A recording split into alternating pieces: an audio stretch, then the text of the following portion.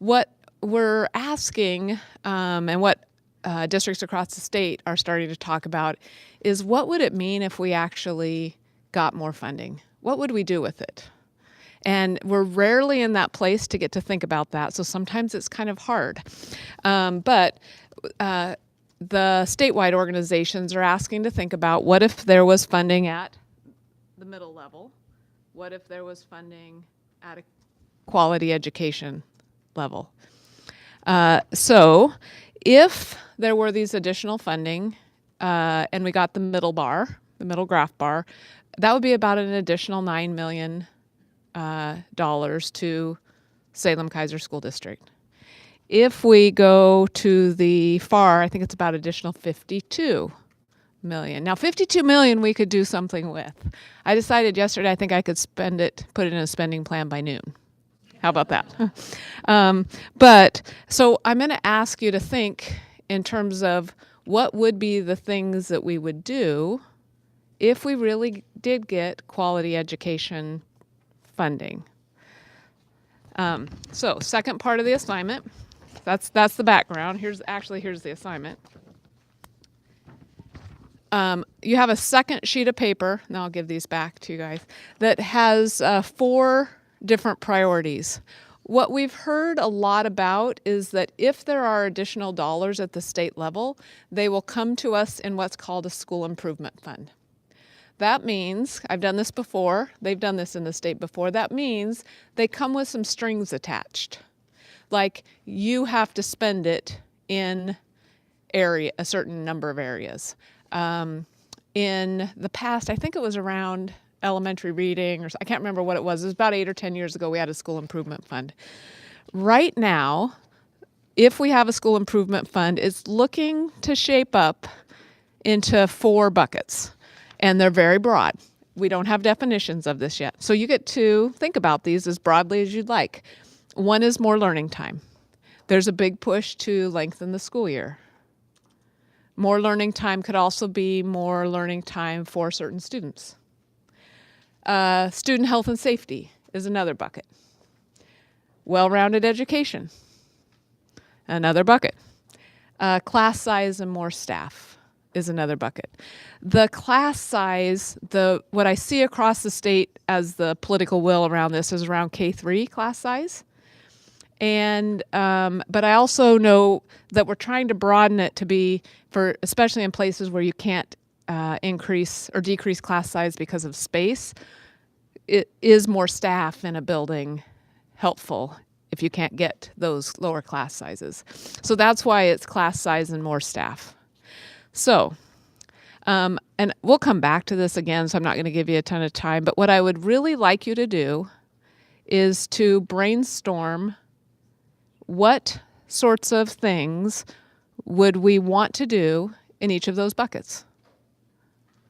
So you start a list on more learning time. Is 180-day school year on your list? Is summer programs on your list? Whatever it is, brainstorm a list. And I'm going to have you just do it at your table group so we can begin collecting. And what I also then want you to do is to, once you've brainstormed in each of the categories, put a star by 3. Because I promise you, when you brainstorm this list, it'll be way more than $52 million. Okay? $9 million would barely get us one more staff for each building? About 10 staff per million. So about 90 more staff, which would be a lot, but think about that across 65 schools. So you do have to prioritize a little bit. So that's why I'm going to force you as a group to prioritize. And so you have to pick 3, your top 3 priorities. And then I'm going to collect all these. I'm collecting them across multiple groups. I'll bring it back here each time too, but since I have you in the room, it's like I need your input on this. So I'm only going to have us take 10 minutes. So that means write fast and prioritize. No decisions would be entirely made by this 10 minutes of time, but it gives us a sense of what's highest on your mind. Okay? So I have a couple people without a group and with one table without a page. So maybe you'd. Are you ready? Set, go. Awesome. Just want to put it on mute for a minute.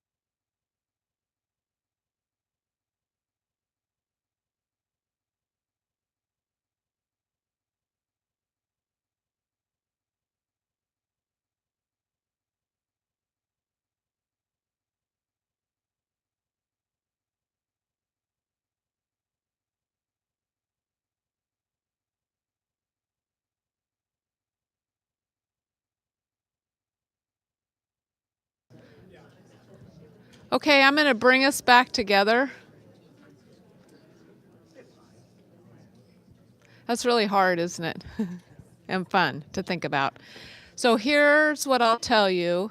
I promise that 10 minutes of time isn't decision making for us. It's a great way for us to begin collecting your thinking. Does anyone have one thing they think no one else in the room put on their page? One thing that you think no one else in the room put on their sheet.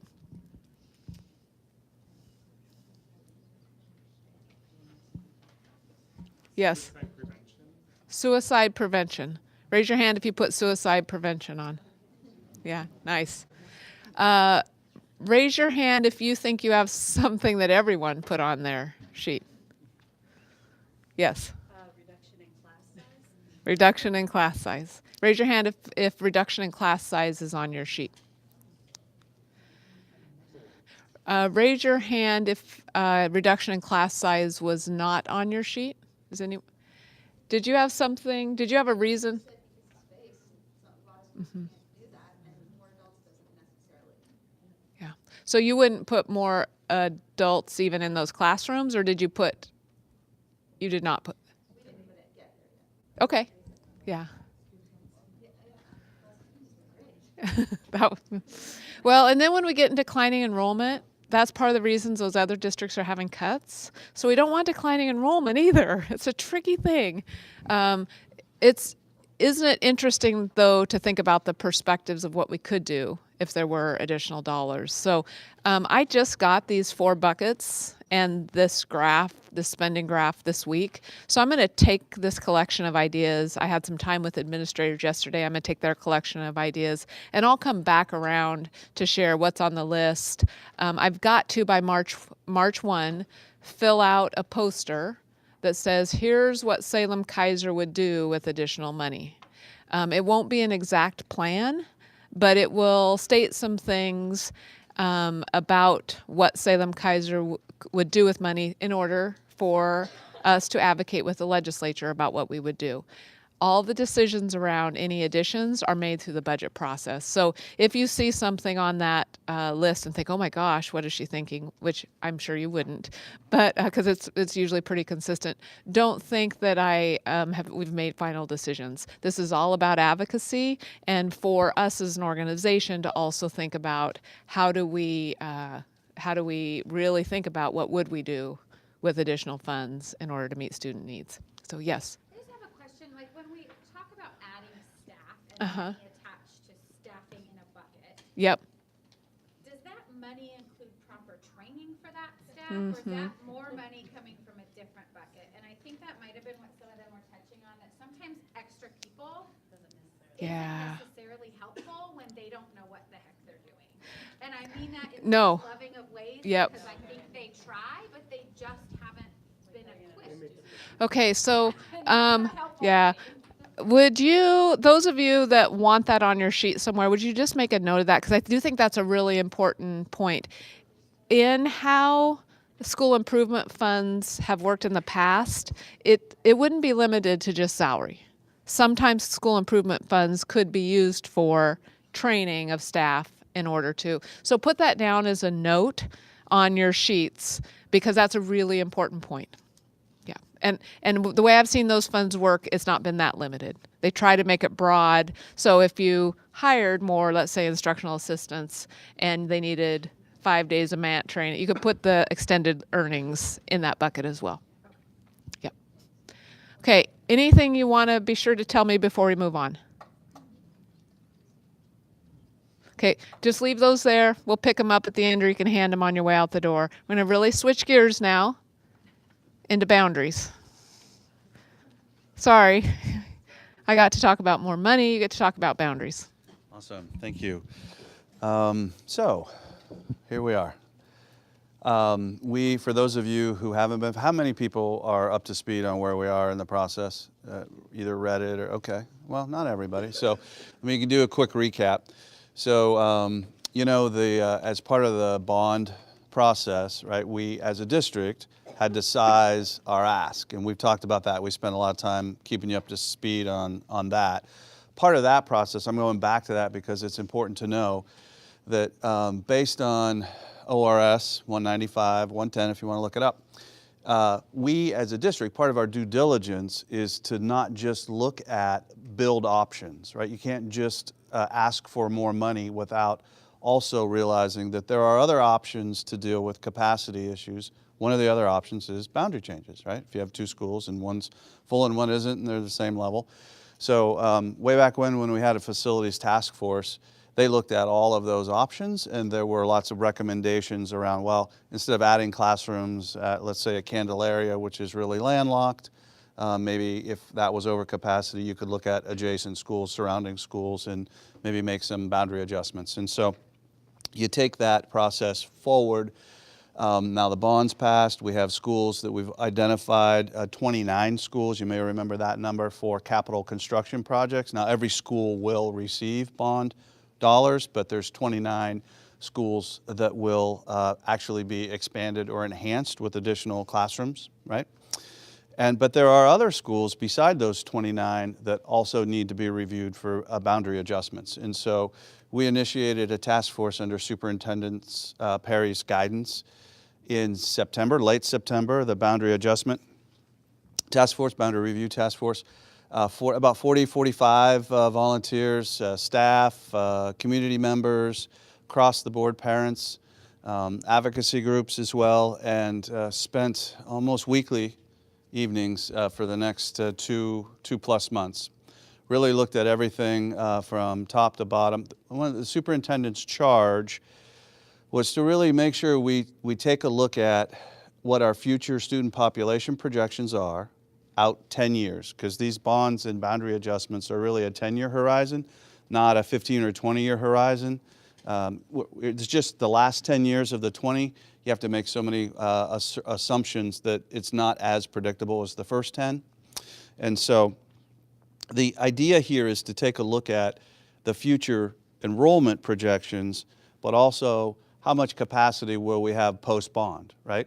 So will we have room at the schools for the projected future enrollments? And the answer was no. I think we ended up with 33 schools that got specific boundary adjustments in the process. So the task force presented their recommendations to the superintendent at and when was that? What board meeting was that? That would have been December. That was it. You don't remember. That was in December. And so then after that meeting, there was a first reading in January, and then the board also had a work session in January to go over all the detail of the boundary changes. Has anyone been on our website to actually see the maps and the changes? So, I mean, there's a lot of information there. We're hoping that you can get some questions answered. We'll take all questions through the normal process, on the email, the website, but also tonight. And so we're at the final phase of approval, which will be, assuming we don't have a snow event that would cancel the meeting Tuesday night, will be the adoption of the task force recommendations, which adjusts the boundaries at 33 schools and 4 of the 6 feeder system, high school feeder systems as well.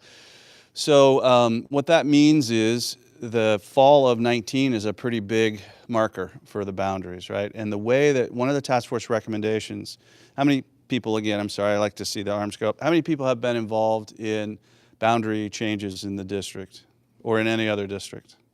Not so many. I thought I'd see more. So here's what happens.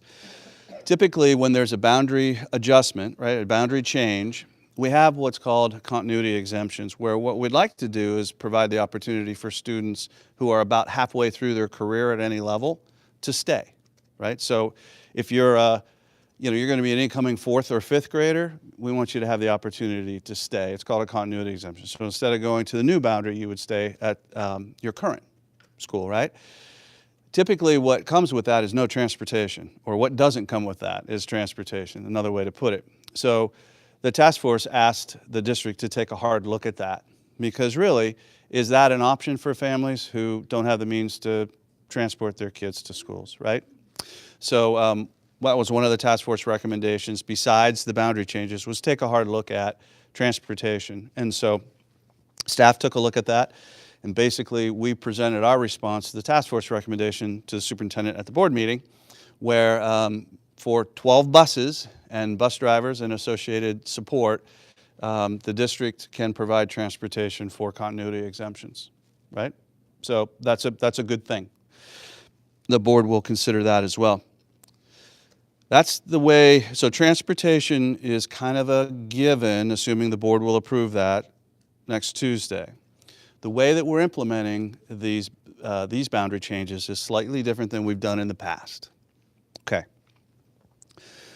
We have matched the boundary implementation phase, which is about a 3 to 5 year process. Boundaries, I mean, kids don't move instantly from one school to the next. It takes about 3 to 5 years for a full boundary change to be implemented. That's about the time where all of the available capacity from the bond will be in place at the schools. So we're trying to marry up the two processes a bit. So the way that we're suggesting to implement is, if you're think about fall of 19, right, in the future, if you're an incoming kinder, first, second, third, sixth, or ninth grader, you go to the new school, okay?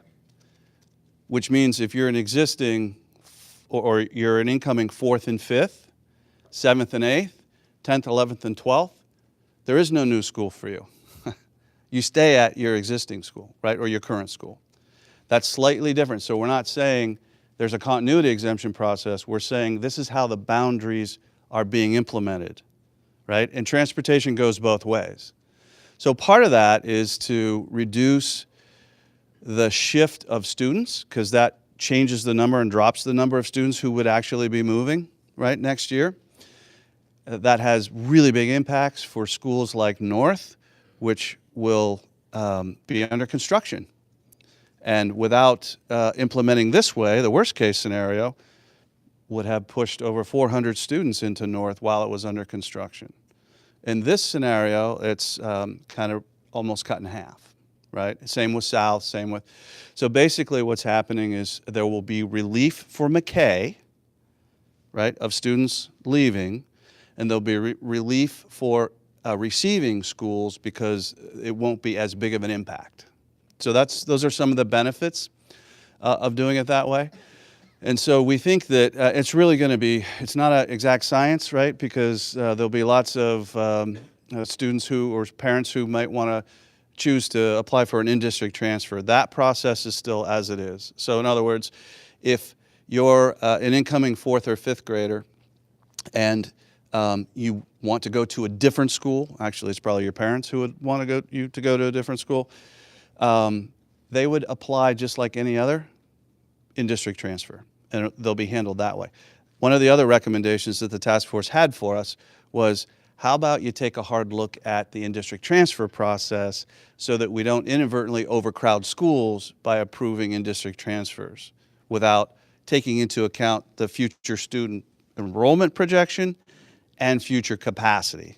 So we're adding those criteria to the decision-making that we'll do. And in-district transfers are really handled by each level. So, obviously the principals will receive, the schools will receive the request, and then at the elementary level directors and Craig at the secondary level, you'd have level directors and Linda sit down and they all talk about this. The difference now will be, okay, what's the future student enrollment projection for the sending school, the receiving school, and what's the capacity to accept new students at the receiving school. So it's a slightly different, slightly nuanced conversation than it has been in the past, and we think that's going to tighten some things up as well. Okay, a couple other things real quick. Because of the, first of all, I want to be clear, you may have read some things about the boundary process. Never an easy, right? This is a huge emotional event in any district. It's one of the hardest things for a community to go through, and we get that. One of the things that was not part of the charge, right, was to make adjustments to boundaries solely on socioeconomic status. That was not part of the charge. It's a consideration when you go into determining the changes. It certainly is a consideration.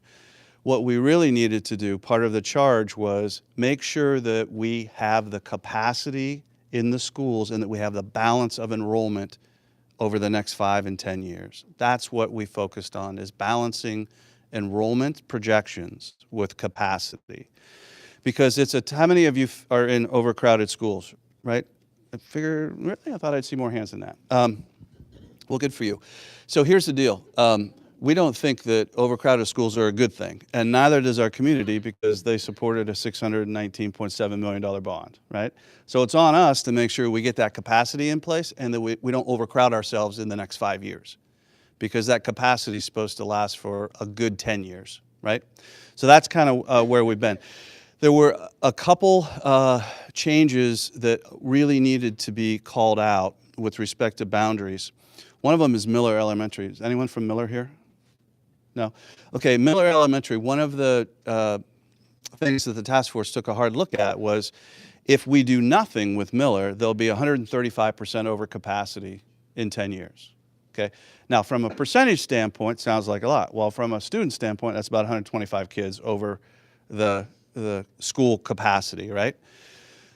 To alleviate that, you end up moving student populations all over, in surrounding schools, and it was very disruptive. And so the boundary change review process is iterative. You don't figure everything out the first meeting, right? You make an adjustment, you assess it, you make another adjustment, you assess it, and you go. It's very iterative throughout the process.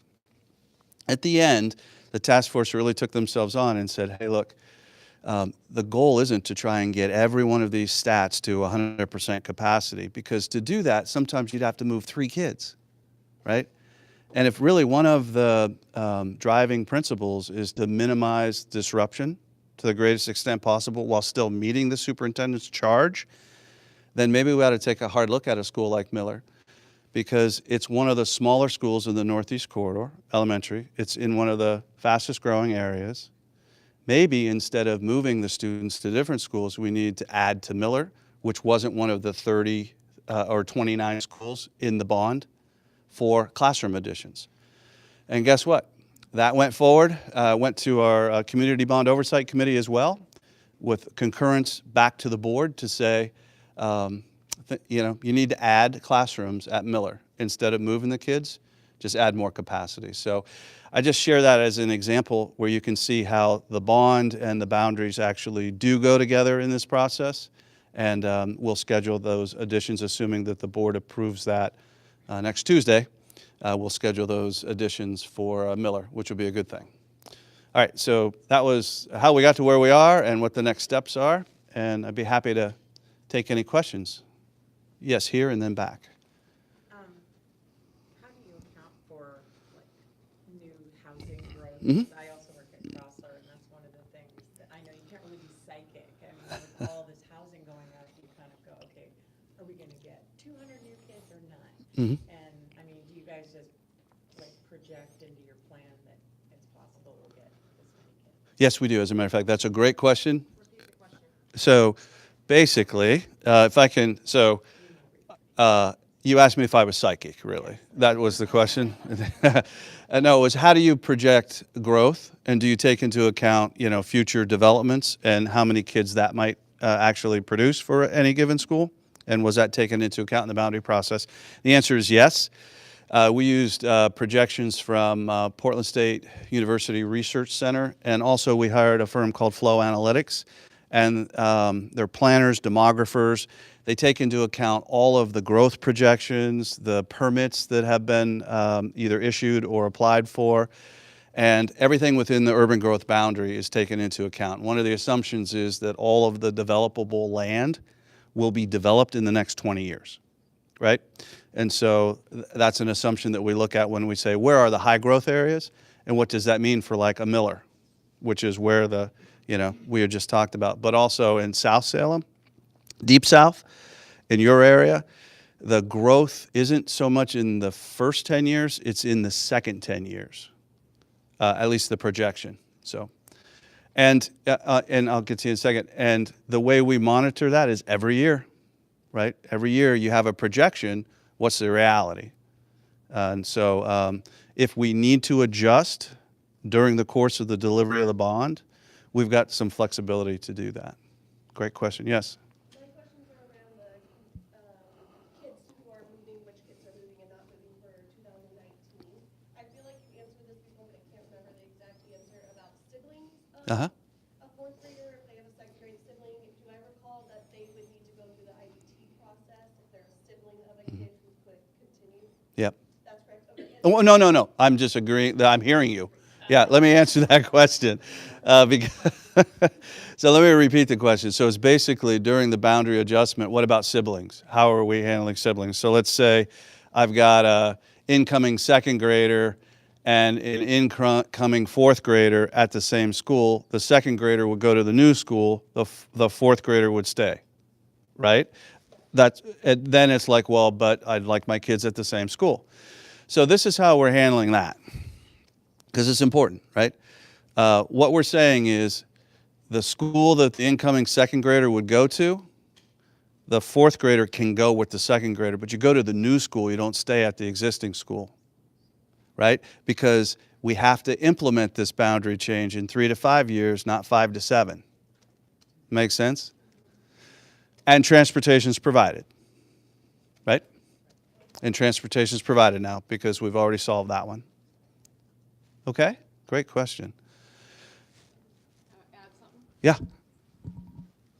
So after the board makes a decision, we will communicate with families and your principals, and I think maybe at some point your office managers as well will understand how we're going to communicate and should be able to help you if you have kids or families with questions.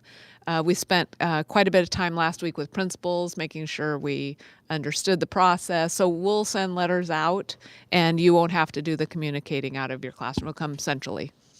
Yep. And the last part of that was if there's so in 2019, 10th graders can stay at their current school. What does that mean for them in 2020? The question is, in 2019, 10th graders can stay at their school. In 2020, they stay at their school. They continue. Yep. You finish where you start for middle school and high school. And that's really part of what, I'm sorry, that's really part of how we've changed the continuity. We used to call it a continuity exemption. I think now we're just calling it continuity, right? Because the students get to stay. We say get because our assumption is that if, you've got 1 year left at an elementary or a middle or a high, you would prefer to stay, right? That may not be true for everybody, but we feel that we meet the greatest needs by implementing this way and with the least amount of disruption, even though this can be a very disruptive process. Okay.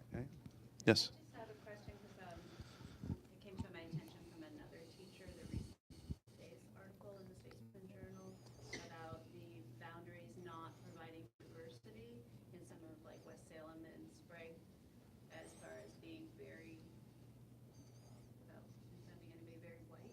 Mm-hmm. So how are they addressing? How Oh. are they addressing that? I'm going to hand that one over to.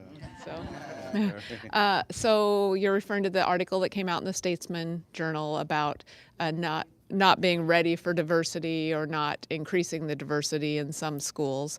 So I want to say two things about that. One is that it was never the task force charge to increase diversity across the schools. It was about space, and it was about equity in really understanding how does a decision impact families.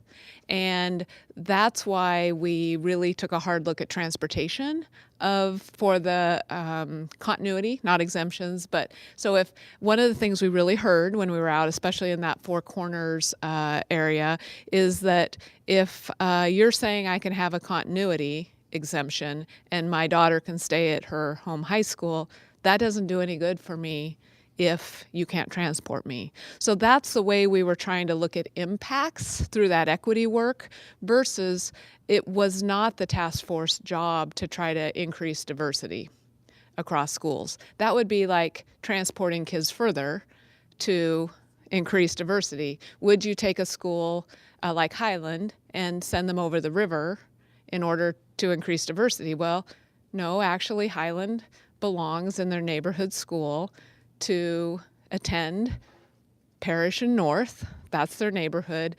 But when you impact families, you have to think of decisions that you make in order to mitigate impact. So that's where we really looked at the continuity exemption process. And do we just make it a continuity? Do we not make people necessarily apply for a continuity exemption? And can we transport? So I will also say that we had two really thoughtful co-chairs that were really thought long and hard about those equity questions, and the committee did too. So the conversations that you see playing out in the community right now, they had all those in the task force.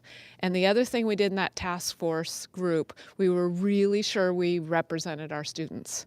So we had people, that's why we had 50 people, because we wanted diverse opinions. We wanted all our schools represented. We made sure things were done in Spanish for our families. We had interpreters. So we did all those things to be sure that we had those sorts of conversations in the task force. And it was hard work. And I want to say this out loud, Sprague and West never said they weren't ready, nor did we as a district say they weren't ready for diversity. We did not say that. Those principals in that school, those schools would not say that. And I don't think our teachers would say that in those schools either. So I just want to, I got a little bit on my soapbox about that. I was at the South meeting, and I talked with the co-chair about this exact thing because my child would go to Sprague, Uh-huh. and I work in a Title I school. So, like, for me, there was a big clash of what's going on here. Uh-huh. And they had, I think the confusing part for me, even while I was there, was that on the paperwork that were given out, it listed what the current SES would be and what the future SES would be. Yep. And there was a remark made about,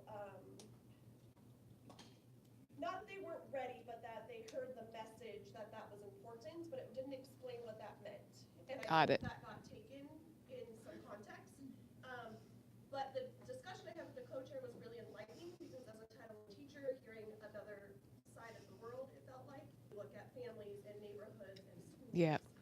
So I left feeling a lot more okay about it, than Yeah. I did when I got there and I saw the numbers and I heard, you were there. Yeah. And I heard the conversations. So I never read the article, and I think it's interesting it was taken that way, but I was there and I spoke with the co-chair that presented, and total false from what I heard at that meeting, as somebody concerned about that as well. So I'm just going to do a tiny paraphrase of what you said, make sure I'm correct. You attended the South meeting, you saw the SES numbers, and it was confusing about why would you make this decision. When you had time to really talk to the co-chair about it, it actually helped you recognize they'd really wrestled with that already and had made thoughtful decisions about what was best for capacity and families. Okay, so, yes. What impact is this going to have on staffing for schools and what teachers are moving? Yeah, so the question is around impact on staffing and schools. And so here's the sequence of events. I don't have the exact answer yet. As soon as the board makes a decision, hopefully on Tuesday night without snow, we will be able to then send letters to families, and we will be getting information back from families in the next couple weeks. And then we're going to very quickly move into the staffing conversation next.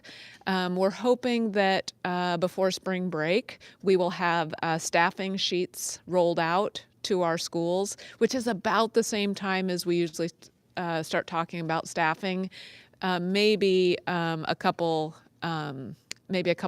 even a week later, but not much. So our goal is to have those staffing recommendations out before spring break. So we'll start having more information about that, and we'll try to put that into our licensed communication meeting in March as well. So more to come on that. Because of the way we're doing a slow roll of boundary processes, the boundary process, it won't be quite as dramatic as if all boundary changes went into effect next year. So it should be a slower shift of kids and also staffing. So more to come on that. I know people are starting to get a little anxious about that. Other questions? Okay, now we only have 3 minutes left. So can we do it via email, just for the? Yeah. Yeah, so we were hoping, remember last time when we did the ORIS planning and you did some brainstorming? We've narrowed the indicators down, and one of the indicators that came out loud and clear, not just from this group, but across all groups, was around distributive leadership. So that was one of the themes that has come up, and one of the things we want to put as one of our priority indicators. So what we'd like to do is to, if you're interested in this sort of work, send a couple questions to you that we'd like you to answer. You don't need to try to answer them with a whole group of your staff at this point in time, but if you had a couple teaching partners that you would like to brainstorm this with, basically we're going to say, here's the indicator. What would this look like if it was fully implemented to you? Because then that will help us say, what could the action plan be? So we'll send it out and we'll give you probably even a couple weeks to answer it. If you say, I have too much on my plate, I can't even deal with this, ignore it. If you say, I love to think this way, let me do this, that would be awesome. And we'll bring some stuff back around in March as well, based on what you tell us. If you say, I just need one more day, you can also ask for one more day, because we're just trying to collect perceptions as we go along. But it came out loud and clear, not only from you, but also from classified and also from administrators about distributive leadership. And the indicators start with the word the district. And I'm going to have Linda be sure to make a little note that says when you think about the indicator, it's really about within your school, within the district, in teacher leadership. It isn't about administrators when we're asking you this question at all. It's about what would it look like to you as a teacher if you had more distributive leadership. So that'll come out to you in an email separately from the minutes and everything. It'll come out probably from Christy Patton, but it'll be here's your homework assignment, okay? And you'll be able to email stuff right back to her. So I'm gonna, since it's 5:15, I know everyone's dying to know, are we gonna make up snow days, right? That's no decision has been made, but we're not making it up on President's Day. People really are wondering if we're going to make it up on President's Day. I would not do that to you at this late of date, because lots of people have plans on President's Day. So we're not making it up on President's Day. We're going to get through next week and then think about, are we going to make decisions about snow days? It'd be awesome if it was none next week, but we'll see. I just don't think that's going to be the case. Also, we're still in draft form on the calendar. We have another draft that's coming around. I'll talk to you about your question. We don't have final calendar out yet, but hoping to get out a final calendar next week. So more to come on that. Invite everyone to South Salem. Free dinner. Oh, free dinner tonight at South Salem High School. It's a speak up event on teen suicide. If you can't make tonight, there's another one in March at North Salem High School, right here. And then the next one at West Salem, and then the next one at Alternative Program. Okay, so we have South tonight, North Salem next, West Salem after that, alternative programs. I'll have Christy put them in the minutes for you. Okay? Free dinner. Free dinner, every time. All right. Thank you, and thanks for doing your homework with it. If you want to just stick the sheets right here on your way out the door.